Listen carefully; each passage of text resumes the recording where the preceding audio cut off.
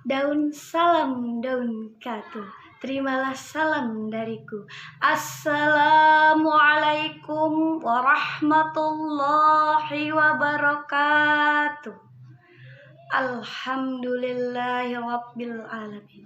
Puji dan syukur atas kehadirat Allah subhanahu wa ta'ala yang telah memberikan kita nikmat sehat, nikmat iman, dan nikmat takwa.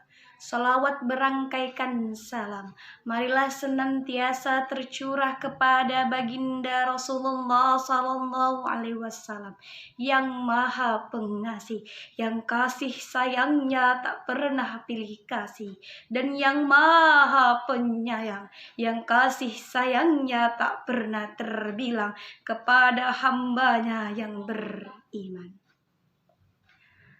Pada kesempatan kali ini, kami dari kelompok 13 akan mempresentasikan hasil makalah kami dengan tema Demokrasi dalam Konsep Islam.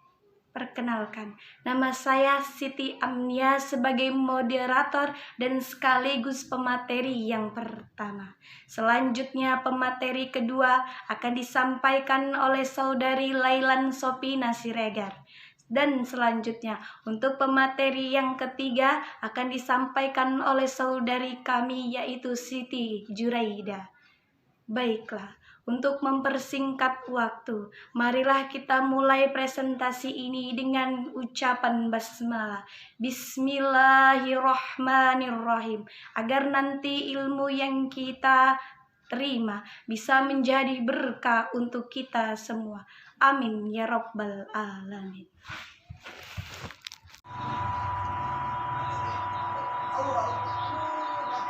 Baiklah, saya sebagai pemateri pertama akan menjelaskan yaitu apa itu demokrasi dalam Islam.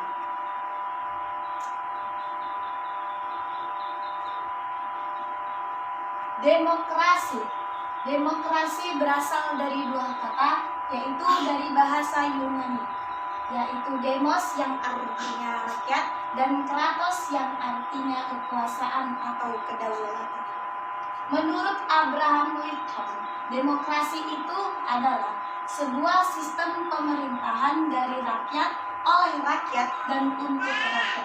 Jadi, demokrasi adalah suatu sistem pemerintahan yang bertumpu pada rakyat yang dilakukan secara langsung oleh rakyat atau melalui para wakil mereka melalui mekanisme pemilihan yang berlangsung secara bebas. 1. Demokrasi atau Islam. Demokrasi Islam adalah ideologi politik yang bertujuan untuk menerapkan prinsip-prinsip agama Islam ke dalam kebijakan publik. Sebenarnya, istilah demokrasi Islam merupakan istilah yang mengalami kontradiksi terminologis. Sebab, demokrasi Islam terdiri dari dua istilah yang mewakili dua konsep yang asing antara satu sama lain. Islam dan demokrasi memang memiliki pengertian di mana pandangan antara keduanya sangat berbeda. Namun juga, Islam dan demokrasi. Yang pertama, Islam dan demokrasi adalah dua sistem politik yang berbeda. Islam tidak bisa disubordinatkan dengan demokrasi karena Islam merupakan sistem politik yang mandiri. Sedangkan yang kedua, Islam berbeda dengan demokrasi. Jika demokrasi didefinisikan secara prosedural seperti yang dipahami dan dipraktekkan di negara-negara kita. Kelompok kedua ini memang menyetujui adanya prinsip-prinsip demokrasi dalam Islam, tetapi mengakui adanya perbedaan antara Islam dan demokrasi. Ketiganya, Islam adalah sistem yang nilai yang sangat membenarkan dan mendukung sistem politik demokrasi, seperti yang dipraktekkan negara-negara maju. Islam di dalam dirinya demokratis, tidak hanya memiliki prinsip syura atau musyawarah, tetapi juga karena adanya konsep ijtihad dan ijma, yaitu konsensus. Penerimaan negara-negara muslim dunia al-Islam terdapat demokrasi sebagaimana yang dikemukakan oleh ketiga ini. tidak berarti bahwa demokrasi dapat tumbuh dan berkembang di negara muslim secara otomatis. Bahkan yang terjadi adalah kebalikannya. Kenapa demikian? Karena di mana-mana negara muslim justru merupakan negara yang tertinggal dan berdemokrasi. Sementara kehadiran rezim otoriter di sejumlah negara muslim pada umumnya menjadi kecenderungan yang sangat dominan. Selanjutnya. Baiklah, saya akan membahas pengaruh dalam demokrasi Islam dan sikap Islam terhadap demokrasi. Faktor lambatnya pertumbuhan demokrasi Islam.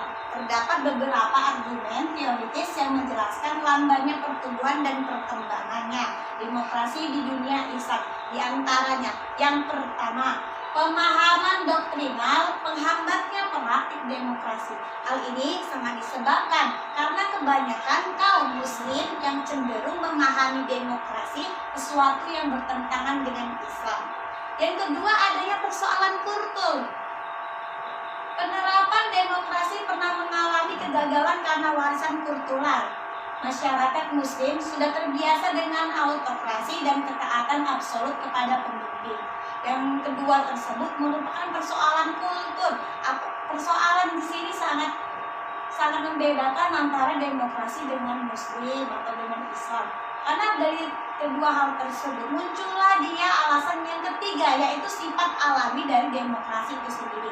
Untuk membangun demokrasi yang diperlukan adalah kesungguhan, kesabaran, dan waktu. Selanjutnya, sikap Islam terhadap demokrasi. Pada dasarnya, kita sangat memahami yang namanya demokrasi. Sistem demokrasi di Indonesia sudah sangat maju, terutama pada saat zaman sekarang yang sudah mulai berkembang. Umat Islam seringkali kebingungan dengan istilah yang namanya demokrasi.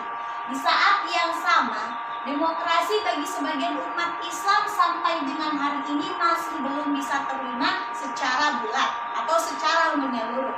Sebagian kalangan memang bisa menerima tanpa reserve. Sementara yang lain malah justru bersikap ekstrim, menolak bahkan mengharamkannya sama sekali. Sedikit sebenarnya yang tidak bersikap sebagaimana keduanya. Artinya banyak yang tidak mau bersikap apapun. Kondisi ini sangat dipicu dengan banyaknya dari kalangan umat Islam sendiri yang kurang, masih minim dalam memahami bagaimana sebetulnya demokrasi tersebut, bagaimana Islam memandang demokrasi. Padahal demokrasi tidak sepenuhnya sangat bertentangan dengan ajaran Islam, tetapi demokrasi masih dianggap sebagai bentuk pemerintah yang paling logis yang masih bisa untuk diterima. Walaupun barangkali bukan satu-satunya yang paling terbaik. Demokrasi membuat pembangunan sebagai aspek potensi manusiawi melalui persamaan dengan akses pada pendidikan dan peran serta aktif dalam semua aspek kehidupan sosial. Demokrasi sangat berpengaruh sekali pada negara kita, terutama negara kita yang masih sangat-sangat mulai merintis kemajuan. Karena akan mengadilkan seluruh anggota masyarakat, pemimpin yang adil, masyarakat yang adil, dan tidak ada yang namanya kesenjangan sosial di antaranya. Maka demokrasi sangat dianjurkan umat Islam dalam pemenuhan suatu kebutuhan. Selanjutnya, dalam konteks demokrasi di Indonesia, kesungguhan dan kesabaran dari kalangan elit internasional juga membangun demokrasi di negara ini dengan cara berpolitik santun, bersih, dan unsur-unsur manipulatif serta berorientasi ke masa depan. Sedangkan kesejahteraan rakyatnya bagi kalangan elit Islam, kesungguhan dan kesabaran mereka sangat diharapkan, terutama tercermin pada sokongan mereka untuk menyerukan nilai-nilai Islam seperti amanah dan siddiq. Sifat amanah dan siddiq harus digunakan oleh seorang pemimpin dalam suatu negara agar mereka bisa adil dalam mensejahterakan rakyatnya. Menjadi sokongan praktik berdemokrasi di Indonesia dengan sembari bersabar dengan hal-hal yang negatif yang mungkin akan timbul dari sistem politik demokrasi. Mungkin hanya ini yang dapat saya sampaikan. Selanjutnya kepada pemateri yang kedua, yaitu Lailan Sofina Siregar, kami persilakan.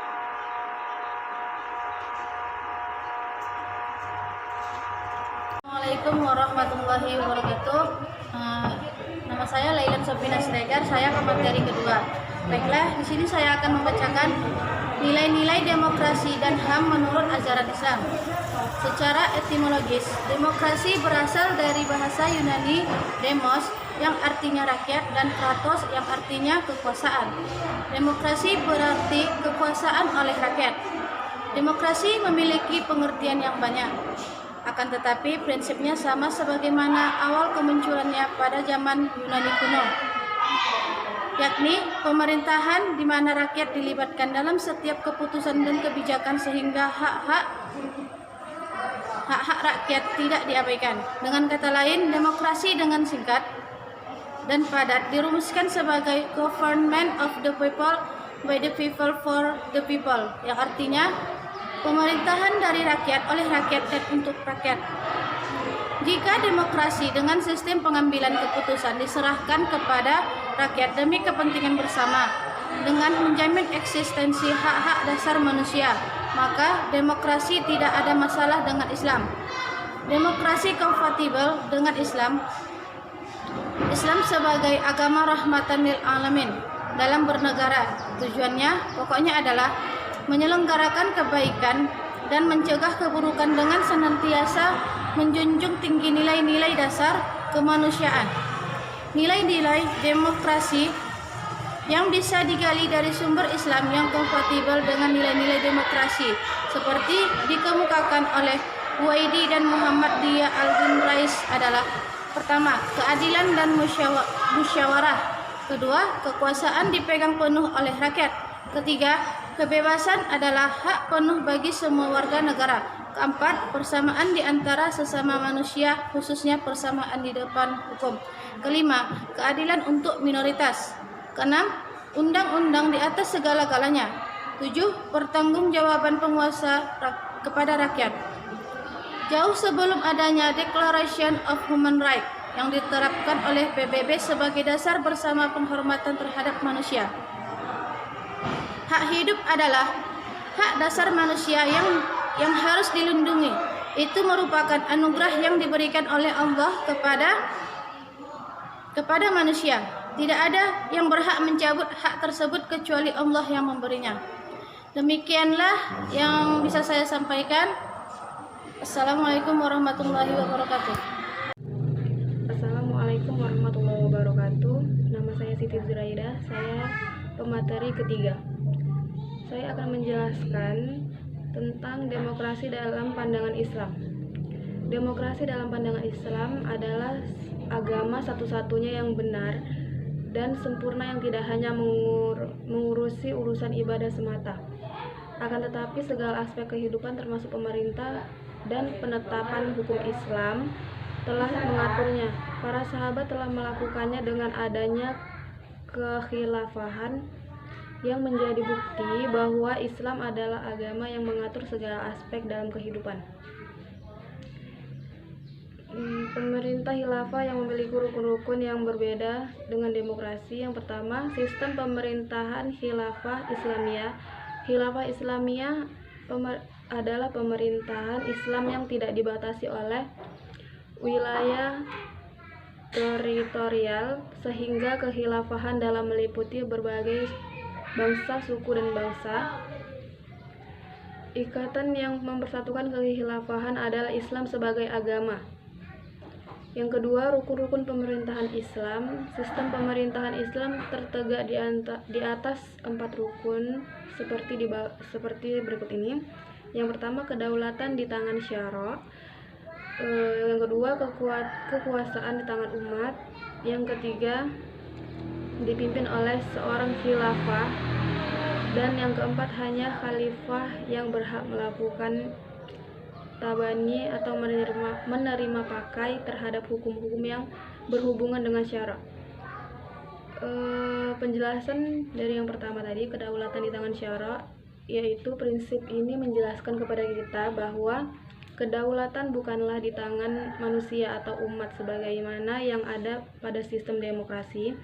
Ini jelas dengan memandang kepada keadaan di mana semua urusan dan aspirasi individu adalah ditangani dan diatur oleh syariat, bukanlah individu itu sendiri dengan sesukanya.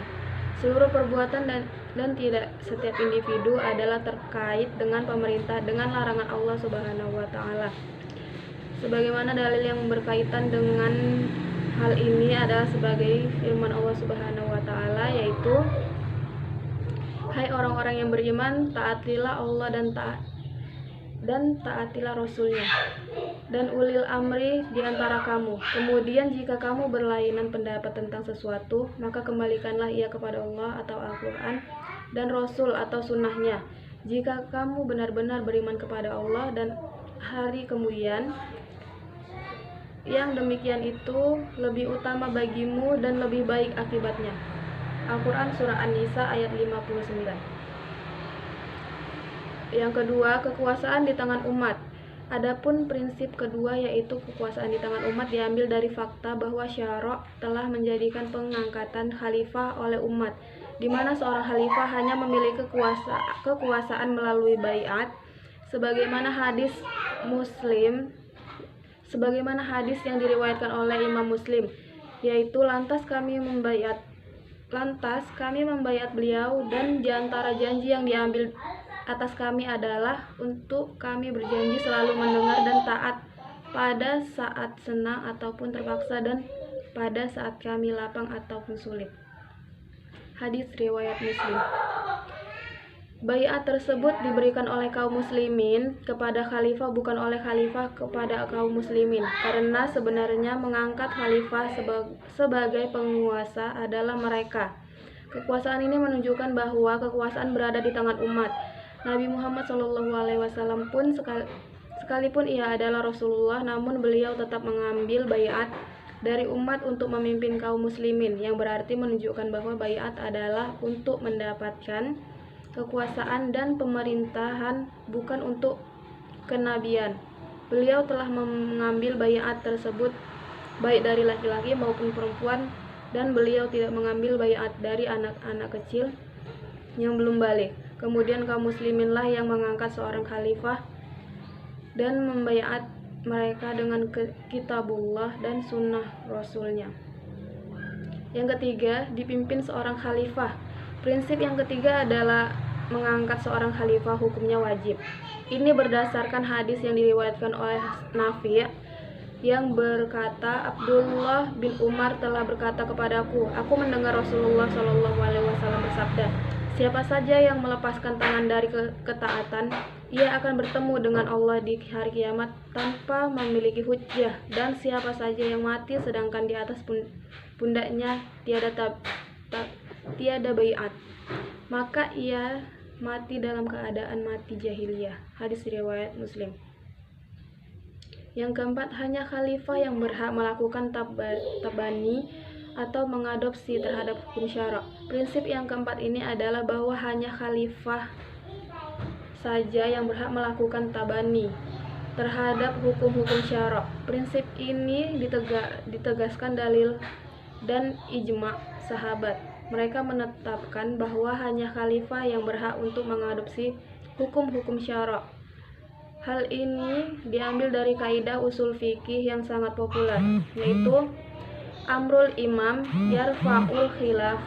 Pemerintah imam khalifah menghilangkan perselisihan di kalangan fuqaha. Amrul al-imam nafiyun. Pemerintah imam khalifah dilaksanakan. Selanjutnya ada beberapa aspek demokrasi dengan sistem pemerintah Islam. Yang pertama, aspek asas. Dalam sistem demokrasi, pemimpin diangkat untuk menjalankan undang-undang dasar yang telah dibuat oleh kesepakatan rakyat oleh Dewan Perwakilan Rakyat dan persetujuan Presiden di Indonesia. Di Indonesia, Presiden dan Wakil Presiden terpilih bersumpah menurut agamanya dan berjanji di hadapan Majelis Permusyawaratan Rakyat atau MPR atau Dewan Perwakilan Rakyat dengan mengatakan, demi Allah saya bersumpah akan memenuhi kewajiban Presiden Republik Indonesia dengan sebaik-baiknya dan seadil-adilnya, memegang teguh Undang-Undang Dasar dan menjalankan segala undang-undang dan peraturan dengan selurus-lurusnya serta berbakti kepada nusa dan bangsa. Aspek yang kedua yaitu aspek syarat pemimpin. Dalam sistem pemerintahan demokrasi, seorang presiden tidak harus beragama Islam karena dia diangkat tidak dalam rangka menerapkan hukum Allah. Sementara dalam pemerintahan Islam, pemimpin haruslah beragama Islam karena dia diangkat untuk patuh serta menegakkan syariat Islam. Yang ketiga, aspek masa jabatan pemimpin negara. Dalam hal masa jabatan di negara demokrasi, masa jabatan seorang pemimpin dibatasi waktunya, misalnya 4 atau 5 tahun. Sementara dalam sistem pemerintahan Islam, seorang pemimpin tidak dibatasi masa jabatannya. Berdasarkan waktu tertentu, selama 7 syarat seorang khalifah terpenuhi, yaitu muslim, laki-laki, berakal, balik, merdeka, adil dan mampu menjaga serta menerapkan hukum-hukum syariat, serta mampu untuk melaksanakan berbagai macam urusan negara dan bertanggung jawab terhadap kekhalifahan, maka ia tetap sah dan menjadi pemimpin khalifah. Aspek yang keempat yaitu aspek syura atau musyawarah.